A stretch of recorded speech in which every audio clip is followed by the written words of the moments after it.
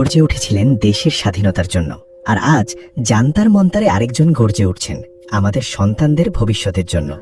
1966 সাল, লাদাখের এক প্রত্যন্ত গ্রাম আলচি জন্ম নিলেন এক ছোট্ট ছেলে সোনাম ওয়াংচুক। গ্রামে কোনো স্কুল নেই।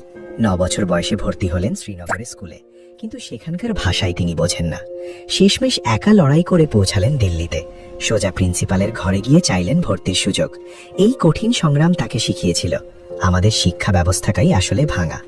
এনআইটি শ্রীনগর থেকে ইঞ্জিনিয়ারিং পাস করে কোনো আরামের চাকরিতে তিনি গেলেন না, ফিরে এলেন লাদাখে। 1988 সালে তৈরি করলেন সেকমল, যেখানে বই মুখস্থ করানো হয় না, শেখানো হয় বাস্তব জীবনের লড়াই। লাদাখে যখন জল সংকট, কৃষকদের ফসল নষ্ট হচ্ছে, তখন তিনি বানালেন আইস স্তূপ। শীতে জল জমিয়ে তৈরি করলেন বিশাল বরফের পাহাড়, যা বসন্তে গলে হাজার হাজার কৃষকের মাঠে জল দেয়।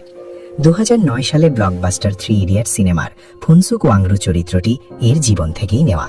রাতারাতি সারা দেশ চিনে ফেলল এই মানুষটিকে, কিন্তু গল্পটা এখানেই থামেনি। লাদাখের সাংবিধানিক অধিকার ও পরিবেশ বাঁচাতে তিনি অনশনে বসলেন। 2025 সালে তাকে জেলেও যেতে হলো। 170 দিন বন্দী থাকার পর 2026-এর মার্চে মুক্তি পেয়েও তিনি থামেননি। আজ এই 2026-এর জুন জুলাইতে তিনি আবার অনশনে বসেছেন দিল্লির জান্তার মন্তারে।